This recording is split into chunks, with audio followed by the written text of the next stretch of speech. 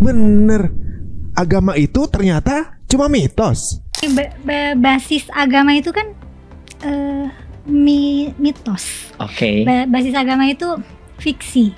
Yang mana sebenarnya cuma masuk akal secara subjektif. Oke. Kalau misalnya aku orang Kristen, agama Kristen itu masuk akal buat aku. Tapi selain agama Kristen nggak masuk akal. Kalau Kevin Muslim yang masuk akal buat Kevin Muslim. Tapi kalau misalnya diajarin misalnya ajaran agama Hindu misalnya ada dewa ini, dewa itu, dewa ini, ya nggak masuk akal rasanya gitu. Agama apa sih yang paling masuk akal? Jawaban singkatnya nggak ada. Berarti memang sifat dasar manusia sebenarnya menyembah. Betul. Ini kadang-kadang kita dikritik ya. Oh, antum nih dogmatis banget. Antum mengambil hujah dari kitab suci. Jangan kitab suci dong. Coba cari dari kutipan para cendekiawan yang bukan kitab suci kan gitu kan. Referensi general. Oh, general. Oke lah. Ada satu orang namanya Mircea Eliade. Dia mengatakan bahwa kebutuhan menyembah itu sudah menjadi default setiap manusia. Ya. Kalau secara kesimpulan, kalau dia punya narasi bahwa ini cuma dongeng, ini cuma nggak bisa dibuktikan, udah jelas berarti memang nggak percaya dengan Al-Quran. Selesai dah. Iya, dan dia, saya sarankan agar beliau yang bersangkutan perluaslah horizon, jangan mengambil apa yang mau kita percayai. Kadang kita ada selective bias, kita bias selektif. Kita hanya ingin meyakini apa yang kita ingin yakini. Kalau saya, Tuhan tuh nggak ada. Dia cari buku yang referensinya yang itu aja. Menunjang dia kepengen aja. Cari yang itu ada ininya. Berarti yang dicari adalah pembenaran, bukan kebenaran. Nah itu dia. Dan biasanya kalau udah seperti itu, kalau kita kritik, wah agak defensifnya luar biasa.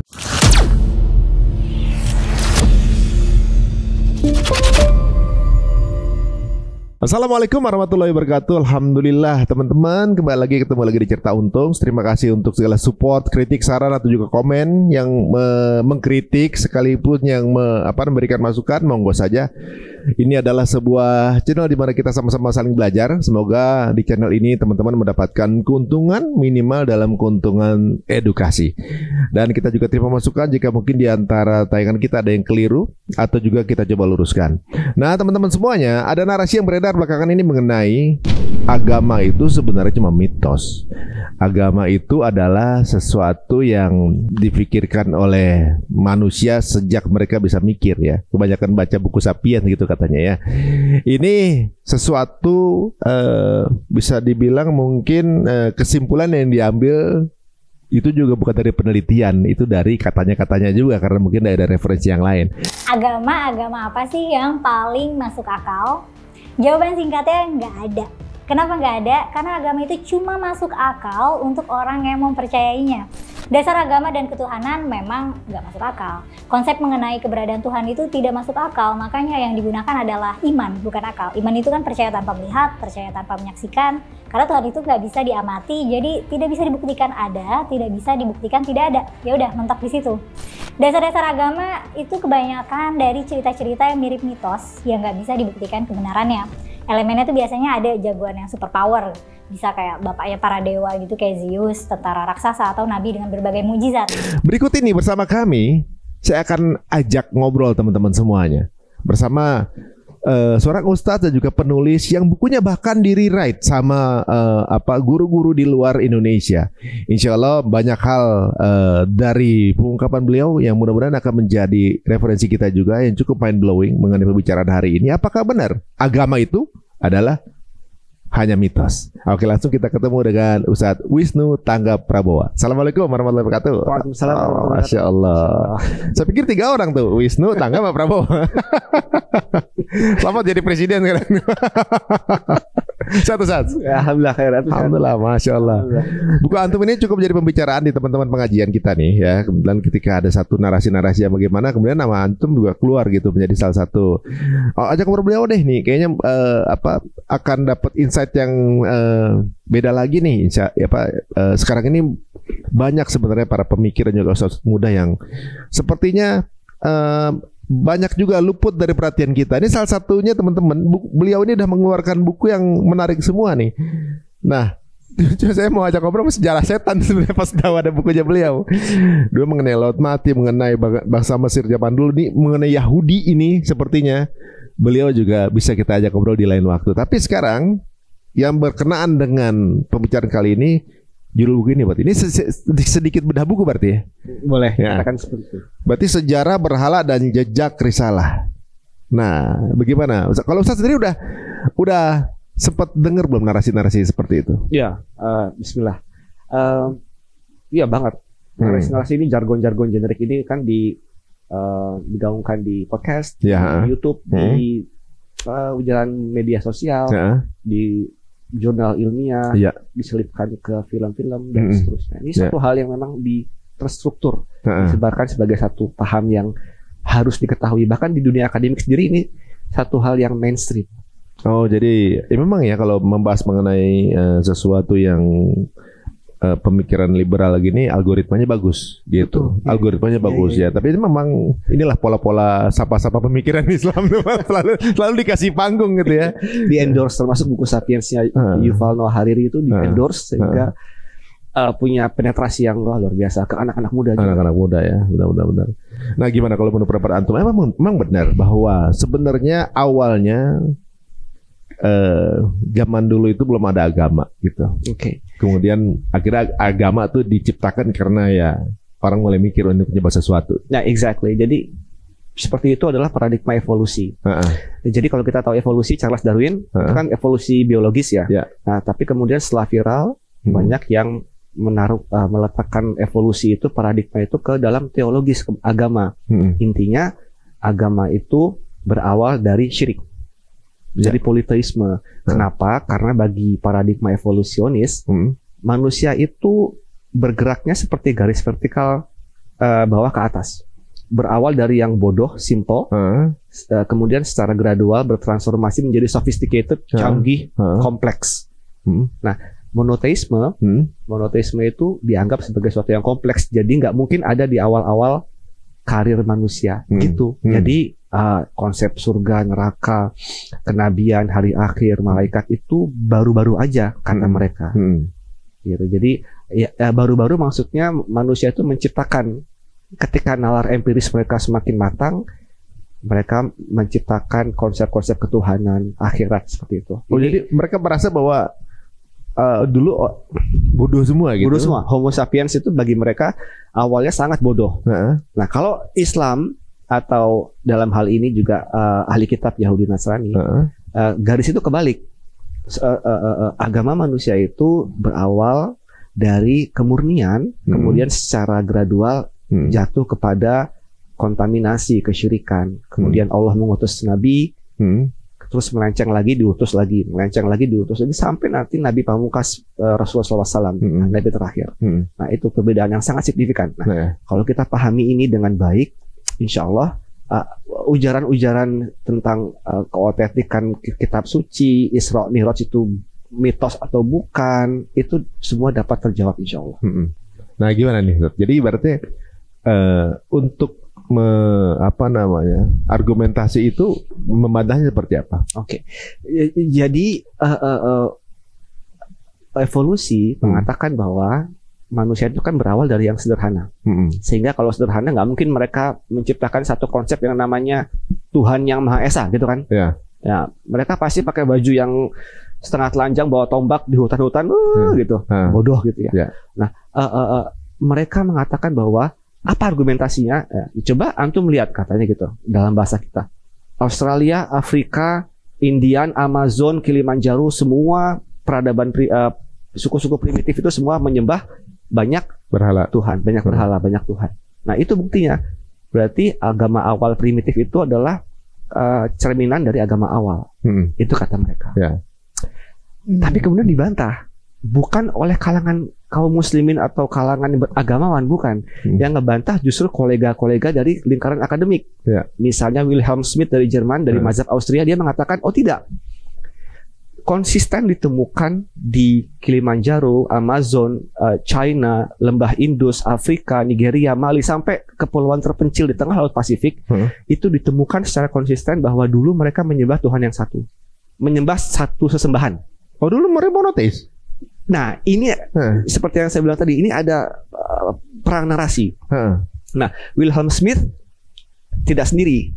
Ada cendekiawan namanya Andrew Lang. Dia dari Skotlandia. Awalnya dia pengusung evolusi yang sangat fanatik. Tapi banyak koleganya itu pergi ke Australia. Dan di Australia mereka menemukan suku-suku yang terisolir, yang satu sama lain tidak saling kontak. Ternyata konsisten mereka dahulunya menyembah Tuhan yang satu. Meskipun ketika dilangsungkannya penelitian, mereka sudah menyembah air terjun, batu besar, roh nenek moyang mereka, atau batu. Tetapi konsisten secara etnologi dan antropologi, mereka dulu punya konsep satu Tuhan yang biasanya di langit, yang selalu di langit. Nah, kita nggak bisa bilang apakah itu Allah Azza wa Jalla, itu spekulatif. Tapi minimal narasi evolusionis itu tidak ortodoks. Terbantahkan ya. Minimal ada antitesa. Nah, tapi karena seperti tadi Bang Ari bilang, narasi-narasi seperti ini kan yang paling laku dan di-endorse oleh entah kekuatan di balik layar. Kemudian selain Andrew Lang dan Wilhelm Smith, ada juga yang namanya Mircea Eliade dari Rumania. Dia mengatakan bahwa di suku-suku primitif itu mereka ada sisa-sisa sampai hari ini, mereka tuh dulu menyembah satu sesembahan. Tetapi di Australia, Aborigin, ketika mereka dalam keseharian mereka menyembah batu, air terjun, pohon. Tapi ketika mereka dalam keadaan terdesak, cuaca buruk, wabah dan kelaparan dan panen gagal, mereka kembali kepada Tuhan yang satu itu di langit. Pola ini sama seperti di Mekah. Musyrikin Mekah itu bukan tidak tahu Allah. Mereka tahu Allah Azza wa Jalla pencipta, menurunkan hujan, menumbuhkan bumi dan mematikan, menghidupkan. Tapi mereka menyembah 360 berhala kira-kira. Ya, Hubal, Lata, Manat gitu ya. Tetapi ketika mereka misalnya naik kapal ke tengah samudra, ada badai, mereka kembali mengikhlaskan berdoa kepada Allah. Ketika selamat, mereka kembali kepada kekufuran mereka. Gitu. Jadi pola yang ada dalam sirah itu resiprokal atau reflektif terhadap keadaan agama-agama manusia di belahan dunia manapun. Oh, jadi mirip-mirip ceritanya orang ateis ya, ketika dia di dalam pesawat, pesawatnya kemudian lagi dalam goncangan. Oh God gitu. Dia bilang, oh God. What? Ya, Tuhan yang mana aja tolong tolong selamatkan saya gitu. Berarti memang sifat dasar manusia sebenarnya menyembah. Betul. Ini oke. Kadang-kadang kita dikritik ya. Oh, antum nih dogmatis banget. Antum mengambil hujah dari kitab suci. Jangan kitab suci dong. Coba cari dari kutipan para cendekiawan yang bukan kitab suci kan gitu kan. Referensi general. Oh, general. Oke lah. Ada satu orang namanya Mircea Eliade. Dia mengatakan bahwa kebutuhan menyembah itu sudah menjadi default setiap manusia. Dan Hamzah Sorsis juga mengatakan itu disebut sebagai innate disposition. Bahwa setiap orang itu punya memori yang tidak bisa hilang, bahkan kebutuhan untuk menyembah Dia yang satu. Dan itu sebenarnya ada dalam Al-Quran, dalam surat Al-A'raf. Allah Azza wa Jalla berfirman, wa idz akhadha rabbukum min bani adama min zuhurihim dzurriyyatahum wa asyhadahum ala anfusihim alastu bi rabbikum, bukankah aku Rabbmu? Qalu bala syahidna. Artinya ketika Allah mengeluarkan sulbi dari anak cucu Adam, kemudian Allah berkata kepada anak cucu Adam, kita semua diambil kesaksian, alastu bi rabbikum, bukankah aku Rabbmu? Kita semua ini mengatakan bala syahidna, ya benar, kami bersaksi. Nah, ingatan itu akan terbawa sampai ketika lahir di dunia. So by default, apakah dia ada di tadi di Kutub Utara, Kutub Selatan, Atlantis, atau di Turki, atau di peradaban purba yang tidak tersentuh peradaban, mereka by default bertauhid. Rububiyah maksudnya. Ya. Selalu bersandar ada yang lebih besar dari dia gitu kan. Exactly. Nah itu Mircea Eliade dan juga Rudolf Otto dari Jerman dan juga Stephen Langdon dari Oxford. Dia seorang pakar arkeologis atau pakar Sumeria, dan juga Friedrich Derlitz dari Jerman dan seterusnya. Jadi orang-orang ini, cendekiawan ini nggak banyak dikenal karena yang diusung itu adalah yang evolusi, yang bahwa manusia agama itu ciptaan, dongeng, mitos, itu yang diangkat. Dan cendekiawan ini bukan rabi, bukan pendeta, bukan dai. Mereka benar peneliti yang objektif gitu. Tapi yang dalam kutipan-kutipan akademik mereka dimarginalkan secara terstruktur. Yang mau dimenangkan adalah dongeng, myth, fairy tales.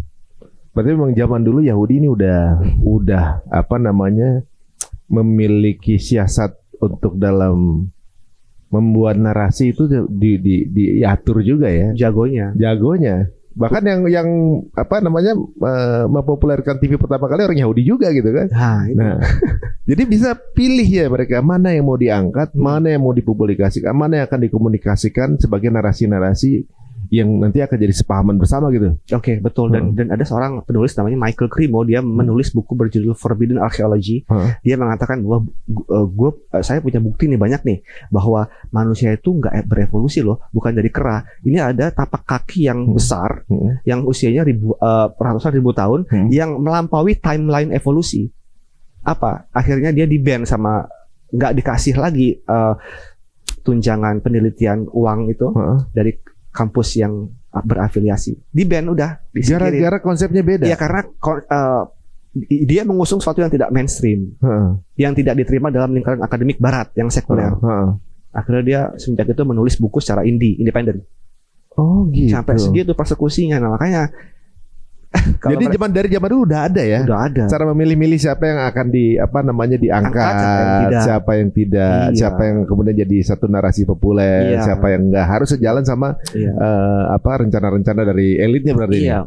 Media, kesehatan. Saya menarik tadi podcastnya Bang Ali Untung tentang kesehatan dan tentang pandemi, juga tentang dunia akademik, publikasi, media, itu semua sebenarnya agak mirip juga ya. Itu di dunia kesehatan, ini di dunia edukasi sebenarnya. Narasi apa yang mau dimainkan kan gitu. Exactly. Dan ketika mereka bisa memainkan narasi sejarah, karena sejarah kan membentuk identitas.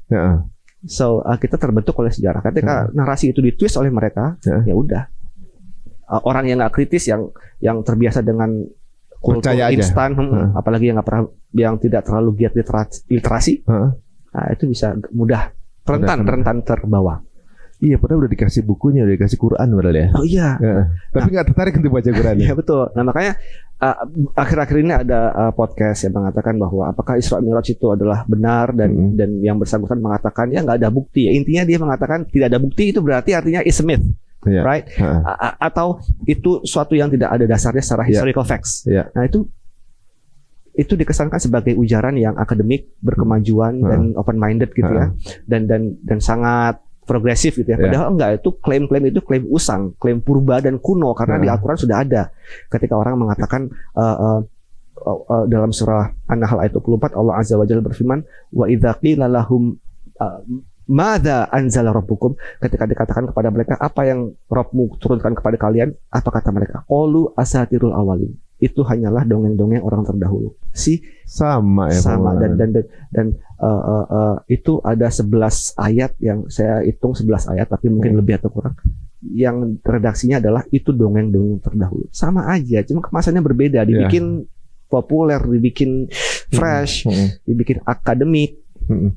Jadi sebenarnya narasi-narasi seperti ini hanya pengulangan berarti sebenarnya. Dari dulu udah ada dan sebenarnya udah terbantahkan juga gitu. Cuma mungkin era sekarangnya orang-orang belum mungkin yang sekarang bisa nih gitu kali ya. Selalu ada pemeran-pemerannya sih ya gitu ya. Setiap orang ada waktunya, setiap waktu ada orang yang emang mungkin tugasnya mereka itu di dunia mungkin ya bagian itu kali ya. Tapi sudah jelas bahwa pemilik narasi tersebut berarti nggak, ibaratnya secara nggak langsung mengatakan Quran ini nggak otentik, atau juga mungkin nggak percaya Quran, atau juga mungkin ngerasa bahwa Quran ini ya nggak sempurna lah seperti itu ya gitu. Ya mungkin semoga nanti kemudian menemukan hidayahnya kembali. Amin. Tapi begini Ustaz, ibaratnya sesuatu yang nggak bisa dilihat berarti nggak ada, itu udah terbantahkan dengan berbagai tipe. Zaman dulu bilang nggak ada Tuhannya karena nggak bisa kelihatan kan gitu kan. Betul. Nah itu satu mindset yang malas sebenarnya. Jadi kalau saya melihat dalam literatur orientalis atau semisalnya yang dengan nalar positivistik, atau yang mereka seakan-akan ngomong gini, I believe what I see. Saya hanya percaya apa yang saya lihat.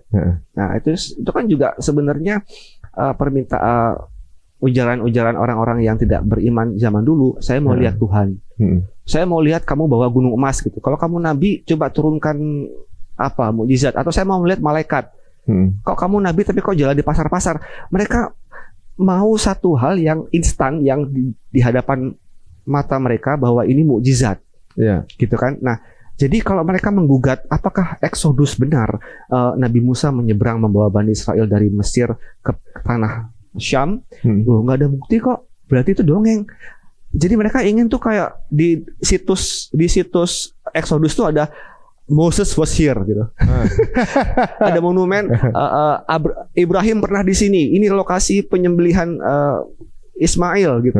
Jadi mereka pengen yang instan seperti itu, ya jelas nggak bisa. Makanya Al-Quran itu nggak begitu. Nggak instan dan nggak manja seperti itu. Berpikir, lihat tanda-tanda kauniyah dan tanda-tanda Allah. Jadi tidak, mereka tuh hanya I believe or I see. Iya, seolah-olah ibaratnya maunya disuguhin. Nggak mau cari tahu gitu. Iya. Kan. Jadi kayak semacam kalau emang nggak kelihatan, dia nggak tahu, berarti nggak ada gitu. Iya, kayak abis gitu di Laut Merah ditemuin tuh di dasarnya gitu, katanya ada bekas kereta itu kan? Iya, roda ya itu. Baru iya benar, berarti emang kejadian lah. Emang udah disebut gitu ya. Iya dan cara pandang empirisisme lebih tepatnya, bahwa dia hanya mengafirmasi apa yang dapat diindra, mata, telinga, hidung, peraba gitu ya, baru bisa dipercaya. Itu dalam Al-Quran disebut, artinya gini, hewan pun punya indrawi. Kalau hanya mengandalkan I see what I believe, I believe what I see gitu ya, itu kan hanya mengandalkan indrawi. Hewan pun punya indrawi, dan bahkan makanya dalam Al-Quran Allah menyebut bahwa orang-orang yang menolak itu seperti hewan ternak, bahkan lebih sesat. Kita dimensinya bukan hanya indrawi yang fisik, tapi juga spiritual dan juga akal. Ya kalau emang dibilang gini, ya yang punya Qurannya kan Allah ya. Ketika kemudian dibilang Quran itu udah nggak otentik dengan zaman sekarang, gitu. Yang nyiptain kita juga Allah gitu. Mau nggak dia dibilang dia ini udah nggak otentik zaman sekarang? Nggak mungkin kan ibaratnya. Penciptaannya kalau dibilang itu udah sesuai dengan zamannya, maka kita harus patuhkan gitu ya. Tapi karena dia nggak percaya Quran kan ibaratnya kan. Kalau dibilang nggak otentik, kan di surat Al-Mu'minun dibilang kalau nggak salah Al-Mu'minun ya, proses penciptaan manusia. Yang penciptaannya runut, dan akhirnya secara ilmu pengetahuan baru ditemukan ilmunya abad 19. Exactly. Nah, itu banyak seperti itu. Yang ngarang siapa? Kok penemunya baru dapat 19? Berarti kan yang ngarang yang bikin manusia. Ibaratnya yang buat tulisan ini kan berarti kan. Betul. Nah, kalau dibilang nggak otentik, apakah penciptaan itu berarti sama aja menganggap bahwa ilmu-ilmu yang relate dengan Al-Quran itu nggak otentik? Betul. Nah, iya. Jadi memang sains itu kan senantiasa berubah. Seiring dengan ditemukannya fakta baru, dia harus siap untuk merevisi dirinya sendiri. Nah, orang-orang ini nggak mau. Sains itu seperti agama. Kebalikannya oleh. Iya, pokoknya sains selalu benar, seperti itu kira-kira. Nah, padahal dalam Al-Quran itu ada tentang oceanologi, ilmu tentang kelautan, vulkanologi, ilmu tentang gunung berapi, embriologi tadi, tahapan manusia, tentang astronomi, tentang peredaran bintang-bintang di langit, juga tentang sejarah dan intertekstual. Banyak sekali ilmu dalam Al-Quran yang nggak mungkin ditulis dan dikarang oleh seorang laki-laki dari Mekah di abad 7 Masehi. Kalau misalnya pun, kecuali kalau misalnya di Mekah itu ada perpustakaan 7 lantai dengan koneksi internet gitu, which is possible kan. Artinya sebegitu kayanya kandungan Al-Quran yang nggak mungkin dikarang oleh manusia, melainkan ia pasti dari Allah semata. Jadi ibaratnya kalau tidak ada teknologi yang bisa X-ray atau apa saja yang bisa melihat di isi kepala ada otaknya, mungkin orang-orang itu nggak percaya ada otak. Exactly. Karena nggak bisa ngelihat. Ya, itu dia. Empirik harus ngelihat. Sekarang udah ditemuin tapi mereka masih nggak ada otak. Nggak, ini di negara lain, di Konoha ya. Ini kalau saya bilang sih sebenarnya membahas sesuatu yang kontraproduktif. Karena apa? Ini udah selesai di zaman-zaman dulu gitu. Para ilmuwan udah pernah berdiskusi mengenai masalah ini. Kemudian baru diangkat lagi soalnya jadi satu temuan yang current gitu. Seolah-olah para ilmuwan zaman dulu tuh belum selesai gitu. Emang kalian ilmu mana bagaimana gitu ya? Paling tahu hal itu dan baru menemukan sekarang. Waduh, ini memang kenapa zaman sekarang begitu ya? Memang segmen mereka yang mereka sasar itu memang bukan dari penggiat ilmu katakanlah. Maksudnya karena kan kita hidup di tengah screening time yang masif ya. Sehingga daya nalar kritis melalui literasi itu saya memandangnya agak sedikit redup ketimbang zaman kita 90-an lah ya, 80-an. Jadi itu yang disasar dan yang yang terseret itu ya mereka yang profilnya memang tidak dekat dengan literasi. Iya, atau juga mungkin ada memang punya misi kali untuk ngajak ke sana bisa juga untuk berpikir beda gitu misalnya. Itu kan eksotik tuh ya. Ayo kita think differently, out of the box itu. Taunya out of iman. Iya benar. Sebenarnya iya, soalnya out of the box sesuatu yang keren gitu ya. Kalau out of the box dari kungkungan yang biasa kemudian menemukan ide baru lain cerita gitu ya. Saya kemarin membaca ada yang unik Ustadz. Jadi kayak Al-Idrisi itu kan dikenal sebagai penggambar peta dunia gitu kan. Padahal dia nggak pernah punya drone, gitu kan, nggak pernah naik pesawat, nggak pernah pergi ke satelit gitu. Tapi petanya dia kok persis dengan peta yang ada sekarang gitu. Ternyata pas pelajari nggak taunya dia dapatkan itu cuma dari Quran. Dari part mana Quran kita bingung kok di part mana Quran yang sampai dia bisa menggambar segitu detail. Ini kan berarti memang kalau saya ngerasa bahwa belum sampai ilmu saya untuk membaca Quran seperti dia baca begitu kan. Ada satu mungkin untuk yang ahli geologi dia bacanya dengan kacamata geologi, ahli yang dokter kacamata kedokteran mungkin ngebacanya. Kemudian kayak ahli ekonomi ngerasa ngelihat setiap lembarnya ada pesan ekonomi di situ.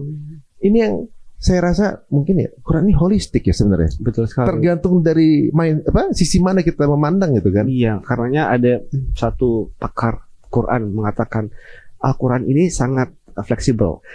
Kalau Anda seorang pakar ekonomi yang menggeluti ekonomi, Anda akan menemukan mutiara hikmah dalam bidang ekonomi. Anda seorang sejarawan, apalagi banyak mutiara bertebaran tentang sejarah. Anda seorang pakar sains, vulkanologi, oceanologi atau geografi. Jadi ia mengikuti si audiensnya. Makanya Al-Quran itu for everyone, buat siapa aja pasti dapat membaca dan mengambil manfaat jika memang niatnya. Nah, kalau kita lagi galau kita buka kayak sesuai banget, kayak relate gitu Bang kita. Iya. Secara psikologi dan bahkan ada satu ensiklopedia terbitan Mesir. Al-Quran itu dengan membacanya meskipun nggak kita bagus-bagusin, tapi kita membaca sesuai dengan tajwid gitu ya, yang standar itu memberi efek yang membahagiakan. Nah, itu dia. Nah, sekarang kembali nih ke bukunya Ustadz nih. Sejarah Berhala dan Jejak Risalah. Nah, ngomongin mengenai jejak risalah ini kan berarti para nabi nih ya.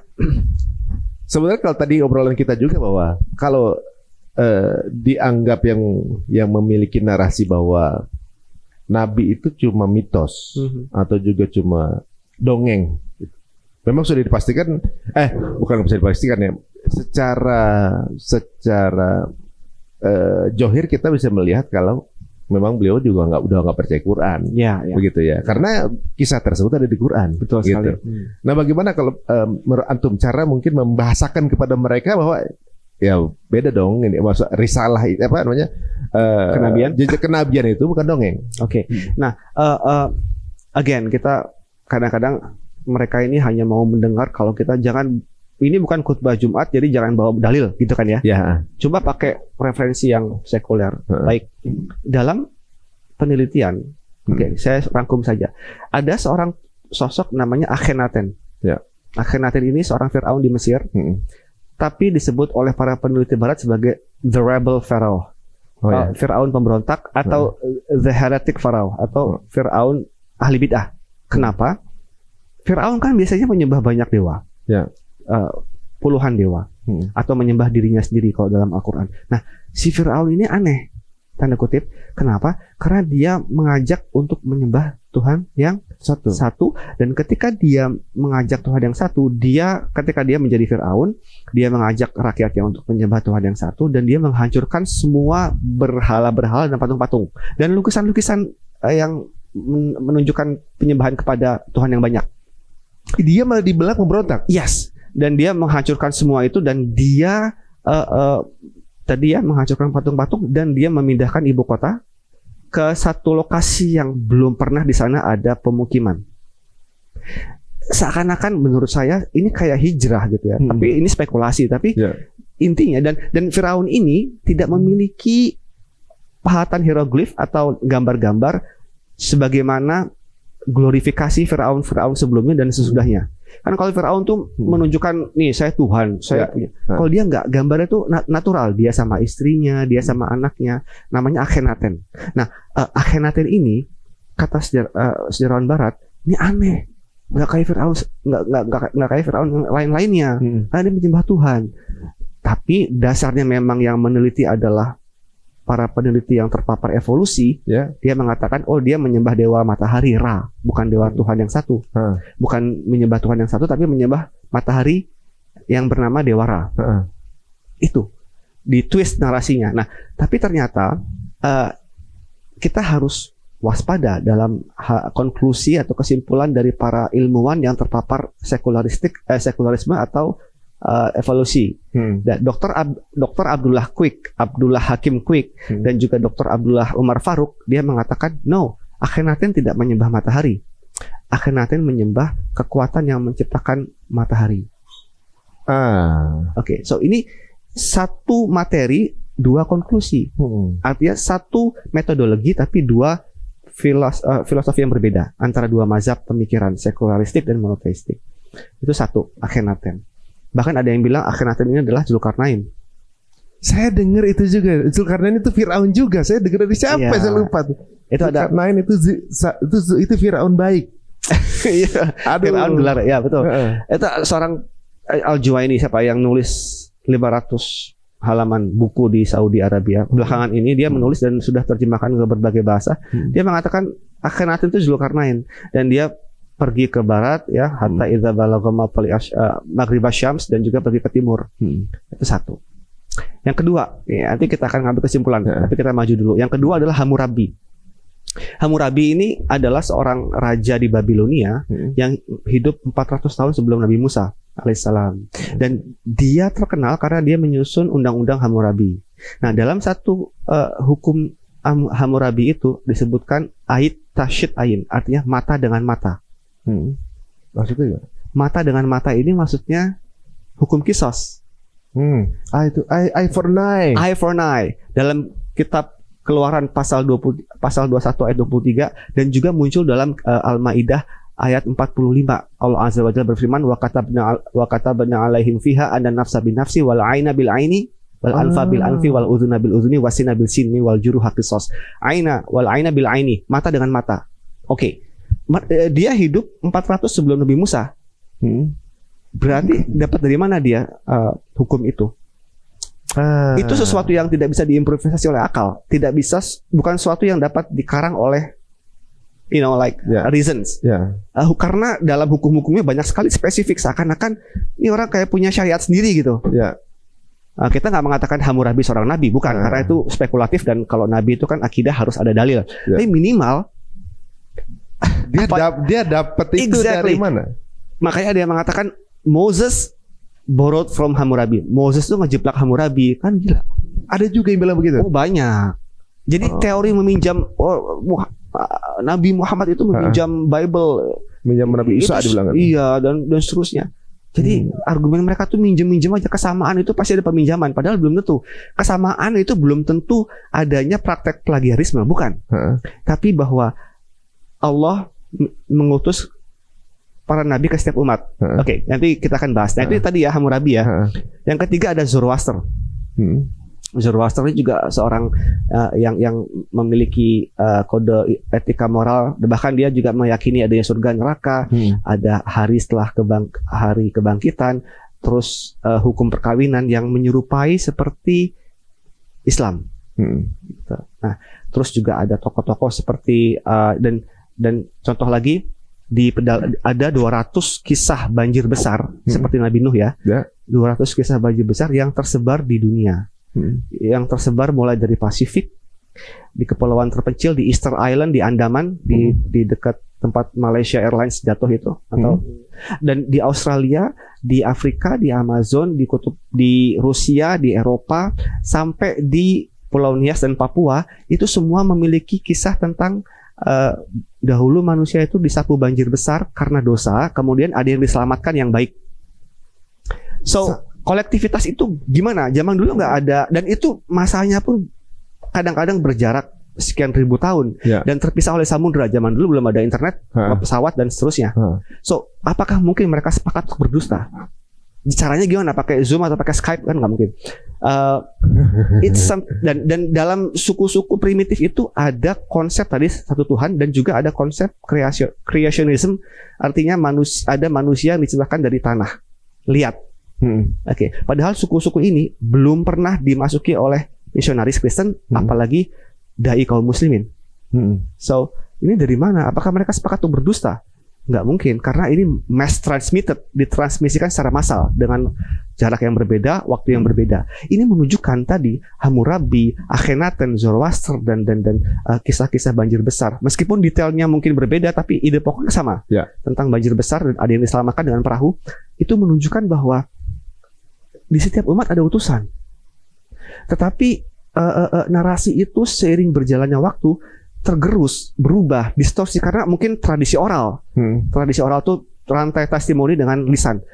Atau berubah karena memang mereka terpapar sama paganisme. Tapi apapun itu, asalnya mereka tuh narasi itu berasal dari satu.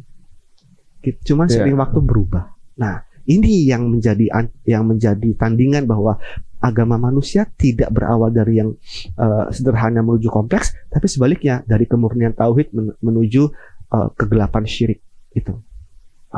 Menarik juga ya. Jadi sebenarnya itu mungkin turun dari generasi ke generasi ceritanya. Karena setelah banjir besar kan manusia berdiaspora. Keturunan 3 putra Nabi Nuh alaihissalam ada yang kemana-kemana. Dan pasti mereka 3 putra Nabi Nuh kan selamat. Yang selamat pasti yang beriman dong, karena Allah menyelamatkan hanya yang beriman. Nah, ya pasti putra-putra keturunan Nabi Nuh itu mengajarkan akidah yang benar bahwa Allah adalah Rabb kita. Tapi yang namanya sudah berjalan sekian milenia dengan tercampurnya bahasa, geografis, akhirnya mereka melenceng. Makanya Allah mengutus para nabi, karena Allah berfirman dalam surat Al-Baqarah ayat 13, "Kana nasu ummatan wahidah." Sungguhnya manusia adalah satu umat. Faba'athallahu nabiyyina mubasyirina wa mundhirin.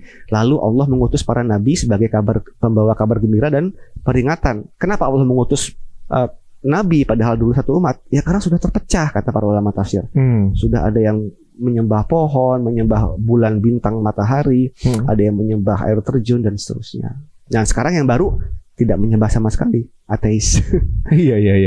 Karena kalau mungkin ke salah satu, misalnya kalau di luar Islam ya gitu, ada beberapa mungkin kejanggalan yang mungkin nggak ideal nih kalau dijadikan keyakinan. Tapi kalau di Islam juga dia nggak, gengsi aja untuk Islam, gengsi buat Islam. Kisah antum ini agak menarik ketika saya nggak tahu, saya lupa saya dapatnya dari mana sejarah mengenai pemeluk agama di India. Orang Islam pertama India di manuskripnya adalah orang yang pertama kali menyaksikan ketika bulan terbelah. Saya pernah dengar tapi sekilas. Berarti kan menunjukkan bahwa kalau misalnya dongeng tuh loh, orang Islamnya udah sampai sekarang udah banyak gitu loh. Kan bukan fiktif gitu. Orang pertamanya yang lihat bulan terbelah. Bulan terbelahnya ada di Al-Qamar kan gitu. Ini menarik ya sih sebenarnya. Kalau mungkin orang-orang mungkin sudah diprediksi, bukan diprediksi, Allah yang punya rencana pasti ya. Bahwa suatu saat nanti akan dipertanyakan juga gitu kan. Bahwa ya kalau emang iya tolong buktiin dong. Ketika NASA kemudian bilang bahwa bulan pernah terbelah dan disambungkan kembali. Ketika umat muslim mengklaim ada di surat Quran, kemudian page itu di-delete sama NASA saat itu. Betul sekali. Ketika kemudian sebuah narasi itu kemudian menunjang sesuatu dalam Quran, maka akan didinai gitu kali ya. Iya, karena itu ya karena mereka memiliki presuposisi bahwa there's no such thing as God, tidak ada Tuhan. Itu udah jadi mental block. Jadi bukan mata yang buta, tapi hati yang buta. Dia bilang I believe what I see. Saya hanya percaya dengan apa yang saya lihat. Tapi kalaupun nanti diberikan, disodorkan nih mukjizat, apakah kamu mau beriman? Belum tentu. Mereka akan bilang hadza sihrun. Ini sihir. Nah, gimana? Iya. Hadza sihrun wa inna bihi kafirun, dan terhadap kami kufur. Ini seperti surat ya kayak Al-Qamar juga tuh. Az-Zukhruf ya. Udah bahkan bulan udah terbelah juga. Dia juga bilang itu sihir kan? Iya. Hebat sekali sihir kamu Nabi. Jadi memang hati. Sedangkan kalau hatinya hidup, ada orang yang baca satu ayat Al-Quran, lalu dia tinggalkan agama sebelumnya langsung masuk Al-Quran. hanya ketika dia membaca surat tentang Maryam langsung masuk Islam. Karena hatinya hidup. Tapi kalau orang yang hatinya memang sudah tidak hidup, meski disuguhi oleh gunung emas dan malaikat turun, mereka akan bilang hadza sihrun innahu wa inna bihi kafirun. Kami itu sihir. Saya nggak percaya. Saya milih nggak percaya. Oh gitu. Jadi walaupun dia udah hafal banyak Quran juga gitu, nggak, itu mitos. Bisa juga gitu. Iya, bahaya. Ngeri banget itu ya, Masya Allah. Ya. Aduh, luar biasa. Berarti memang ya itulah dia. Apa namanya, hidayah itu memang anugerah yang besar anugerah sih ya. Mahal gitu dan ya. luar biasa. Gitu. Ibaratnya kalau kita lihat sekarang, aduh, tipis banget ya. Kadang-kadang udah ngerasa berilmu banget, malah kemudian nyebrang gitu. Ya, bisa jadi itu ya. Bisa jadi, sangat dalam hadis sahih. Hadis sahih juga disebutkan bahwa ada orang yang memang melakukan amalan penduduk surga, tapi karena kehendak Allah, ia kemudian masuk neraka. Artinya bukan kehendak Allah, tapi dia melakukan sesuatu yang memang membawa dia ke neraka. Dan sebaliknya ada orang yang mungkin dahulunya tidak ideal dari sisi Islam, tapi kemudian hijrah. Itu sangat mungkin dan kita saksikan, termasuk teman-teman kita yang di sekeliling kita di masa lalu juga banyak yang seperti itu. Alhamdulillah. Insyaallah mudah-mudahan ini menjadi pelajaran kita semua ya. Ini ibaratnya banyak hal-hal yang nggak seperti 1 tambah 1 2 ya sebenarnya. Wah, udah pasti nih gue pasti paling benar gitu misalnya. Itu belum tentu juga. Bahaya, itu ngeri banget. Saya pasti benar, antum salah. Holier than thou, apa lagu Metallica sih. Anak band dulu aja. Artinya aku lebih suci dibanding. Jangan merasa suci ya. Ini bahaya banget. Makanya kalau kita ngelihat ada aib seorang muslim tiba-tiba lagi dibuka di sosial media atau ruang publik, kita doakan, tahan untuk ikut nimbrung. Doakan, ya Allah, lindungilah kita dari aib semisal dan ampunilah yang sedang dicoba itu. Karena kalau kita wah antum gini, wah mungkin aja ada menyelinap gua dong, enggak kayak gitu. Akhirnya diuji sama Allah, Masya Allah. Ya mirip ini nih. Iblis masuk nggak boleh masuk surga itu bukan karena dia zolim ya. Iya. Karena merasa paling pintar. Iya, anak khairu, saya lebih baik darinya. Waduh. Kayaknya banyak pembelajaran dari obrolan kita dengan Ustaz Wisnu nih. Nah, kalau misalnya ini penyimpangan agama ini, dari kepercayaan kuno ini, ibaratnya ini berasal dari kebudayaan, itu pengaruh paling besar. Jadi ibaratnya jika satu tempat itu udah ada nabinya, gitu, di satu momen dan rentan waktu tertentu, sampai akhirnya kemudian diutus nabi berikutnya, berarti ada kecenderungan bahwa dengan waktu yang panjang tanpa ada guidance, itu kita pasti akan ada kecenderungan untuk kemudian salah jalan. Betul sekali. Dan salah satu keadilan Allah adalah Allah tidak mengazab satu kaum sebelum dijelaskan dulu ini benar, ini salah, kamu harus begini, kamu jangan begini. Jadi kalau misalnya tidak diberikan tuntunan, which is impossible, ya tidak akan diazab. Bagaimana kita diazab atas sesuatu yang kita tidak tahu? Nah, itulah satu argumentasi bahwa setiap umat, meskipun kecil nyempil di pedalaman Bolivia, itu pasti sudah diberikan tuntunan. Nah, karena kalau enggak, karena manusia itu kan enggak dibiarkan diciptakan terus bermain-main begitu saja.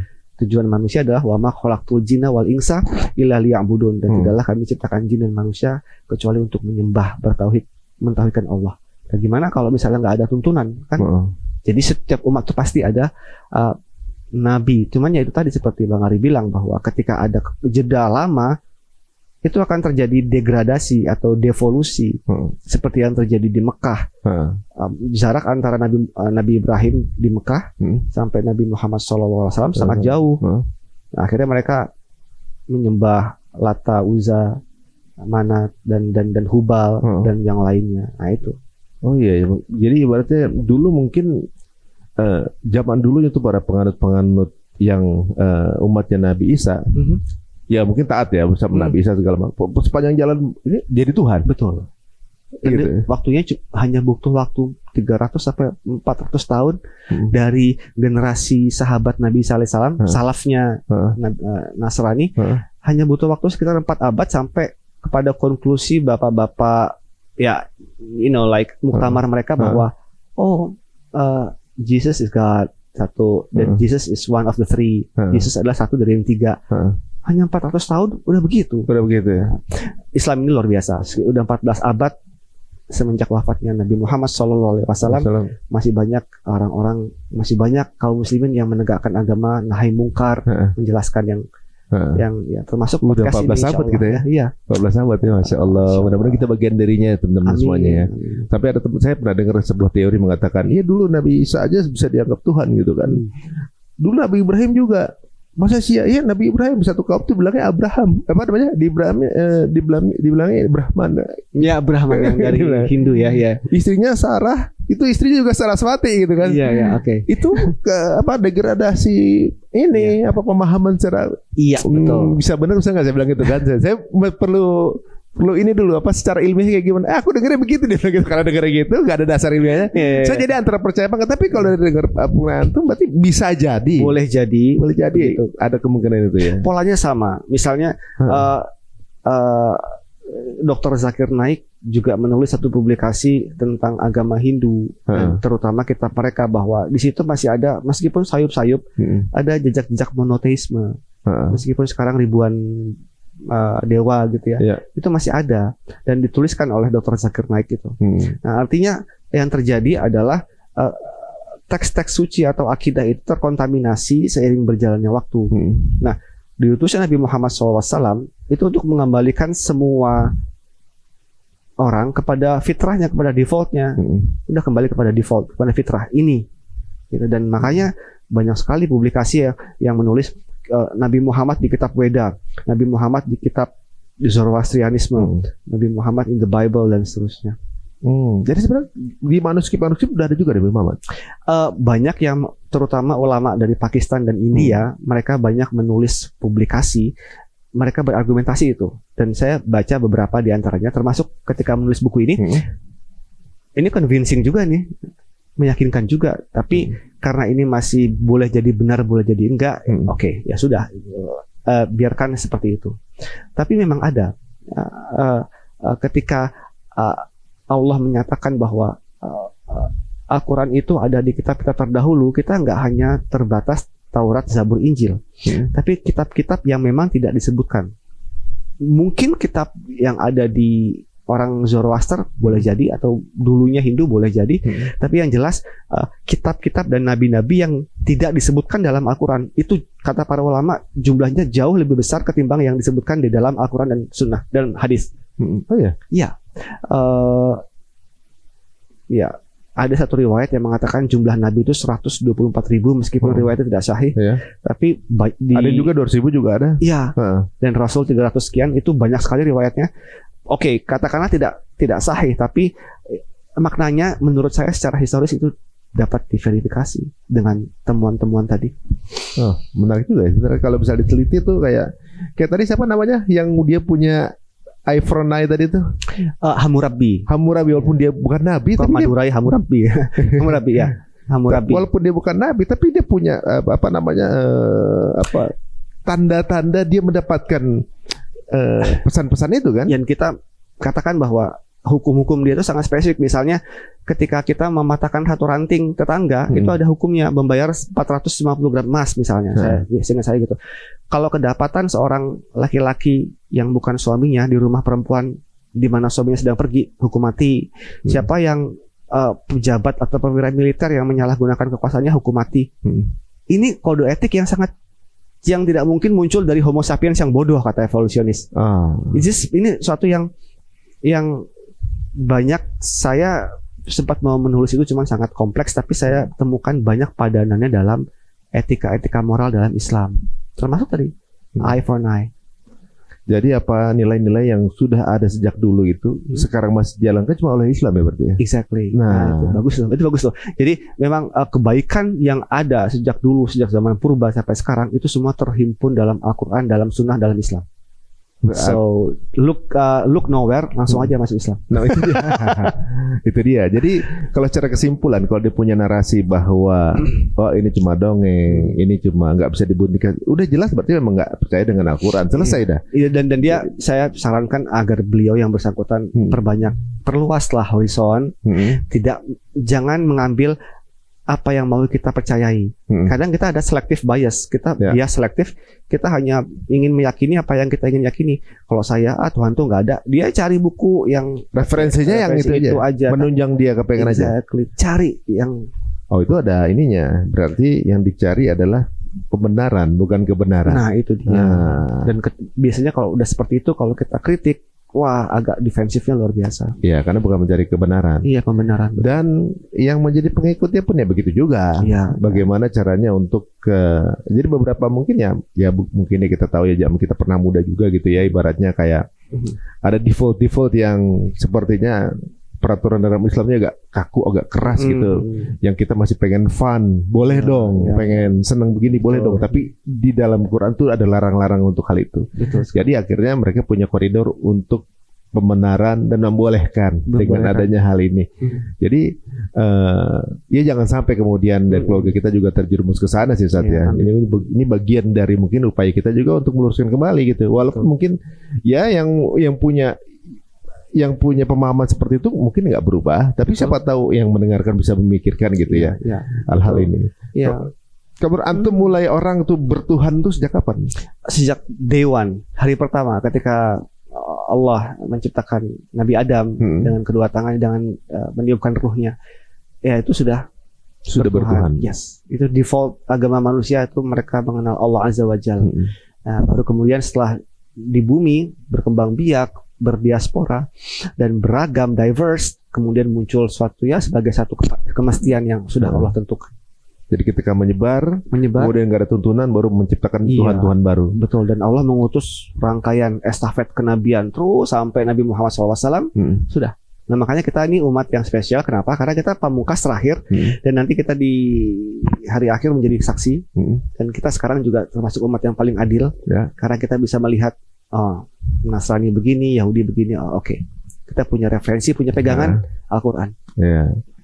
Ini makin jelas teman-teman semua ya. Jadi ibaratnya kalau mungkin beberapa golongan menganggap nggak ada Tuhan kali ya. Soalnya kalau orang bertuhan dengan konsep gitu berarti fail. Karena apa? Berarti dia menganggap bahwa Tuhan menaruh manusia, dibiarin aja. Betul. Seakan sia-sia. Dan itu dalam Al-Quran disebutkan Allah tidak membiarkan bermain-main, tapi beribadah. Dan dengan untuk ibadah itu tentu harus ada syariat, tuntunan. Dan gimana cara mendapat tuntunan? Ada nabi, itu aja. Iya ya. Bahkan yang pertama kali turun ini gue nabi kan? Iya, Nabi Adam, betul. Jadi ibaratnya kalau teman-teman semua di dewan nyiptain, Allah udah langsung ngasih mesti ngapain kan gitu. Iya. Kalau setelah berapa lama baru kemudian dia mencari konsep Tuhan ibaratnya. Misalnya dia percaya Tuhan, kalau percaya Tuhan sih udah lain cerita. Kalau dia orang yang bertuhan tapi punya konsep itu, berarti dia ngerasa bahwa dari dibuatnya bumi, ditaruhnya manusia sampai di momen dia itu berarti didiamin sama Tuhan. Iya, itu keliru besar. Keliru besar berarti konsep. Dan orang yang meyakini bahwa agama itu berevolusi, muncul seiring dengan karangan manusia, itu saya rasa sudah merusak. Saya menduga itu sudah tidak ada lagi Islam dalam dirinya, karena mengatakan bahwa Al-Quran itu dongeng karangan manusia itu, ya apalagi yang bisa dicari dari Islam dalam dirinya. Saya rasa begitu. Dan secara umum ya, tapi mungkin ini berkaitan dengan hukum, bagaimana apakah dia murtad atau tidak, maka ada pembahasan yang lebih rinci lagi. Ini menarik ya, tapi tetap kita doakan teman-teman kita ya, saudara kita untuk kembali mungkin mempelajari lagi agamanya gitu ya, atau juga mungkin ya mencari tahu siapa sih sebenarnya pencipta alam ini gitu ya. Bagaimana konsep sebenarnya dialog mengenai ketuhanan udah banyak di mana-mana, dan semua konsep-konsep ateis sudah terbantahkan sebenarnya. Konsep sesuatu sebab akibat pun udah terbantahkan. Sampai ilmu pengetahuan pun akhirnya memiliki rumusan bahwa alam semesta diciptakan dari Big Bang gitu kan. Sampai udah bertahun-tahun Big Bang. Lah Big Bang juga ada di Quran juga gitu.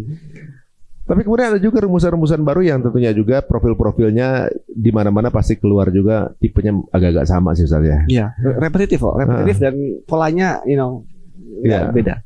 Dan ini sebenarnya udah narasi basi sih sebenarnya.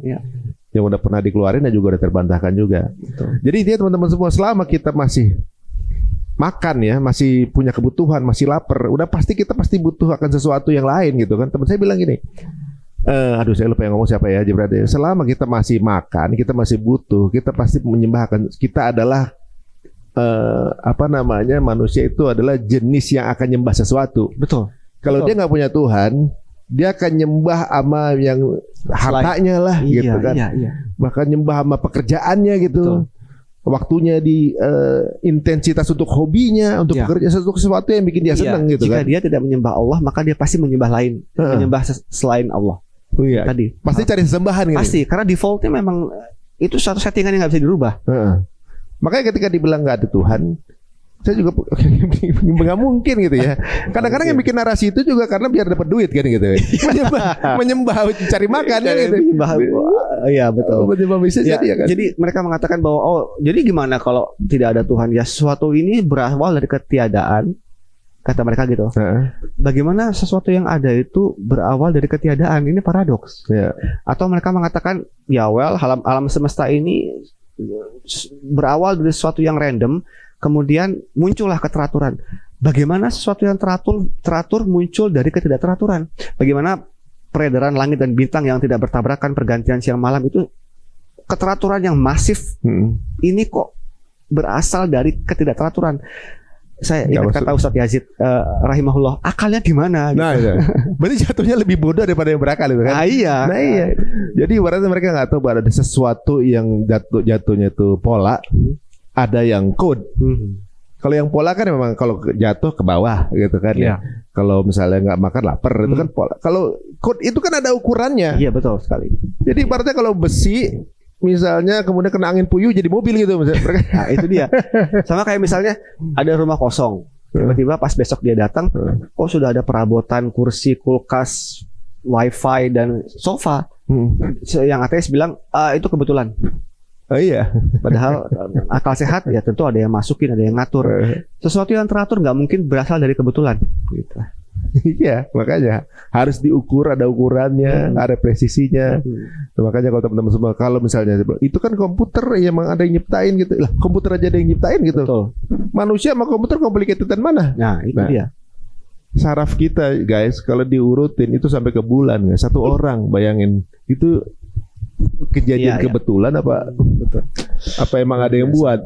Sudahlah. Jadi ibaratnya kayaknya nggak perlu berpanjang, nanti ngasih panggung teman-teman semuanya untuk narasi-narasi seperti ini. Mendingan besok-besok kita akan bahas ini buku-buku yang lainnya menarik ya. Bahwa ternyata ada konsep dari yang menulis di Laut Merah. Siapa tahu nih udah ada Islam di sana nih. Dari zaman Al-Kahfi ini menarik nih. Ada lagi buku mengenai sejarah setan tuh ada sejarahnya ternyata. Ini menarik juga. Saya juga pengen tahu deh ya. Dan juga mengenai ngomongin Yahudi nih, kayaknya kita ngomongin ini juga cakep juga deh. Ini banyak hal yang punya juga. Jatuh. Oke. Ya. Nah, Sir kuno. Iya. Caranya bagaimana untuk bisa mendapatkan hasil tulisan-tulisan Antum nih? Nah, ini bisa menghubungi Pustaka Al-Kausar. Pustaka Al-Kausar. Dan juga tersedia di marketplace. Oh ada nih di e-commerce. Ada. Jadi ini bukunya bisa dapetin di marketplace ya? Marketplace dan dari penerbit Pustaka Al-Kausar. Wah, Masya Allah. Dan kalau teman-teman mau lebih intens, ibaratnya mau tanya sama Ustadz, mau tahu seperti apakah hal-hal baru yang dikemukakan Ustadz, langsung aja follow Instagramnya Ustadz. WT Prabowo. WT Prabowo ya. Yang kita nama presiden enggak juga. Ada YouTube juga San? YouTube enggak ada. Jadi di Instagram ya. Instagram sama Facebook aja. TikTok enggak. Oh ya. Jadi kebanyakan Friendster juga enggak. Friendster udah Friendster udah enggak ada juga San. Tapi memang kita terpapar dari Facebook. Facebook kayaknya lebih aktif beliau ya. Ya teman-teman semua, jika dirasa obrolan kita ini menarik, monggo silakan share sebanyak-banyaknya ke circle teman-teman semuanya. Ya jika dirasa ada masukan-masukan, monggo silakan kirimkan di kolom komen ya. Jazakallah khair Ustaz, waktunya Ustaz. Insyaallah kita akan undang kembali Belajar Kapok. Insyaallah. Waduh, menarik ya obrolan sama Ustaz ya. Pelan-pelan gitu tapi dasarnya mantap luar biasa. Sampai ketemu lagi di episode berikutnya Cerita Untung. Assalamualaikum warahmatullahi wabarakatuh.